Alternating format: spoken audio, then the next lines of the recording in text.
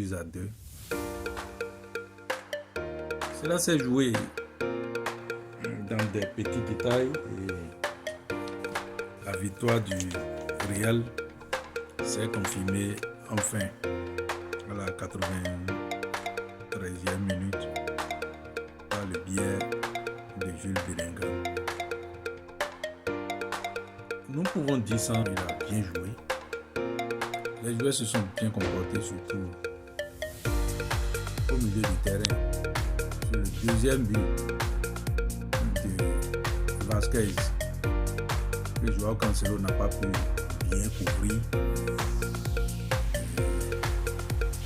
On peut dire globalement que le Real a juste eu la victoire.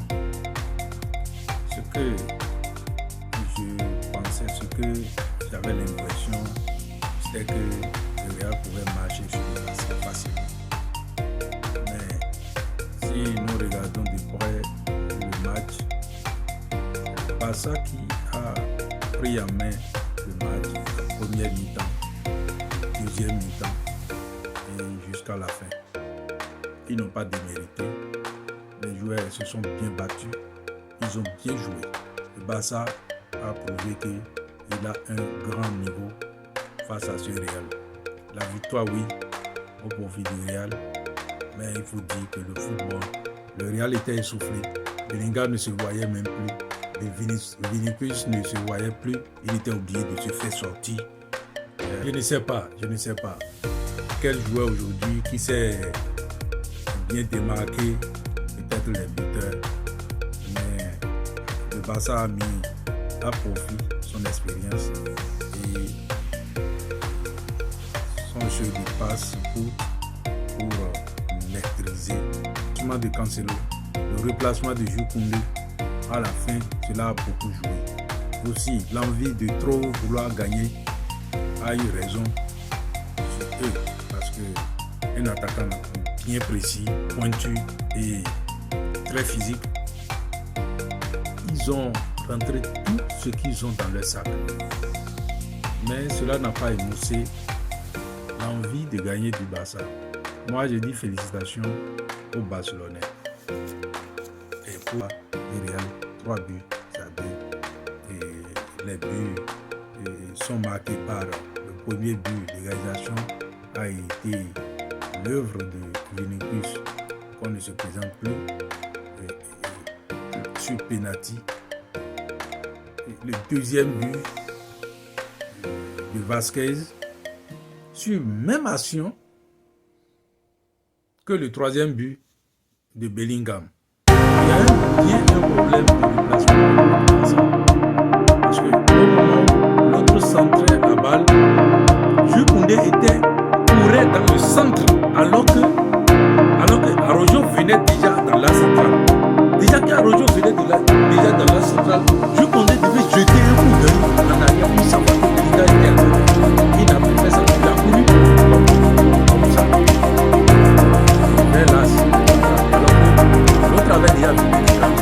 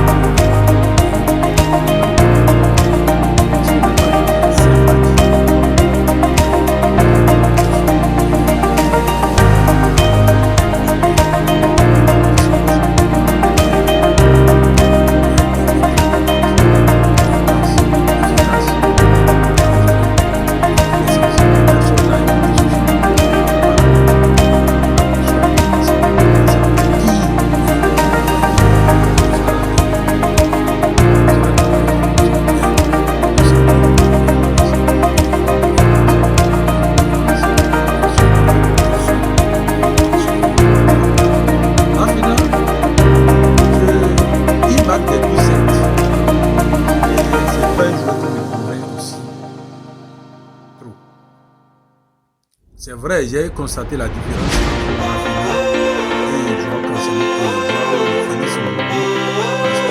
L'entrée de Joao Félix, tel qu'il a pris cette opportunité, le PSG, il ne s'est pas comporté comme ça.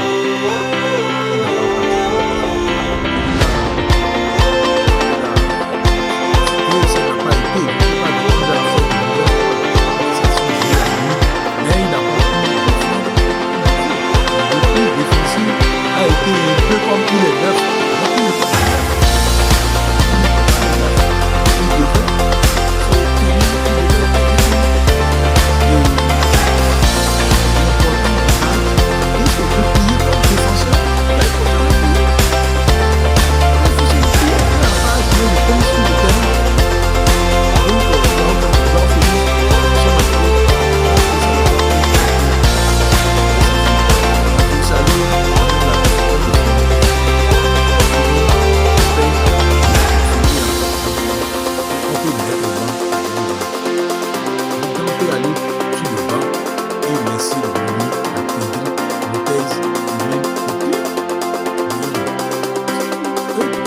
A deux phases.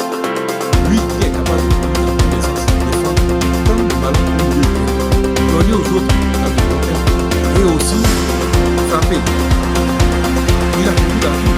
On peut utiliser ces gens-là pour même prendre le temps de la vie de la base.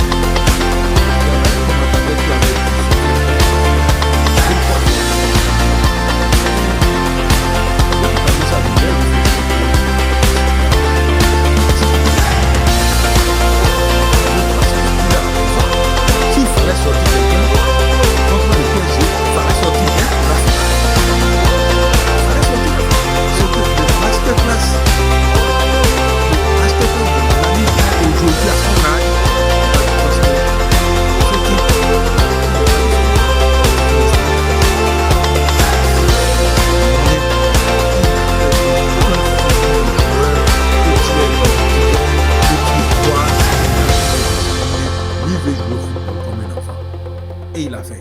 Franchement parlant, je salue sa performance. Il a été extraordinaire sur son côté. L'ami Yamal a été extraordinaire sur son côté. Jusqu'au deuxième but, je peux dire que c'est lui qui a donné la passe décisive. C'est vrai que ça n'a pas abouti. L'action de Florent Torres, ça n'a pas abouti. Et il faut que Firmino reprenne la balle. Mais au fait, celui qui a créé le vrai but, c'était la vie. Il faut reconnaître ça. Et continuer à travailler, à le pousser à travailler sur le pied gauche ou sur le pied droit. Pour perfectionner les deux pieds, peut-être il peut y arriver. C'est le travail qu'il peut faire encore. On peut le motiver, il peut changer.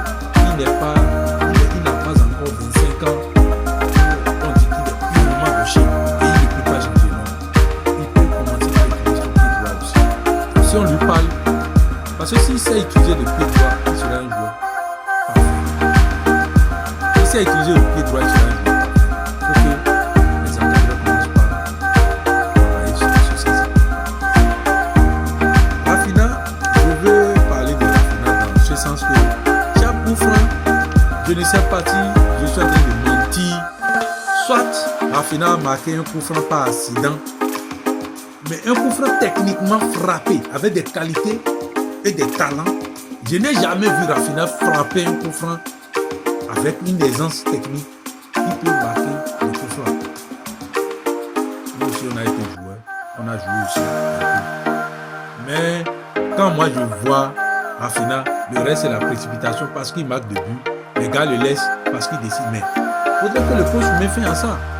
Aucun coup franc de Rafinha n'a été ce que un coup franc peut être depuis qu'il est en train de jouer. Et moi, je n'apprécie pas tant qu'il prend le coup franc devant De Jong, par exemple, devant Gundogan. Si Gundogan est sur le terrain, si De Jong est sur le terrain, voilà ceux qui ont des palettes techniques qui sont capables de soulever la balle en 10 mètres et la balle peut redescendre. Mais lui, il veut soulever la balle simplement et marquer alors que tout le monde connaît. Même Firmino Lopez peut faire de bons coups francs. Mais Rafinha prend le coup franc chaque fois et dit qu'il veut tirer. Moi, ça me rend mal. Parce qu'il semble que le coach même là, parce qu'on dit jouer professionnel, le coach aussi là, il les laisse et puis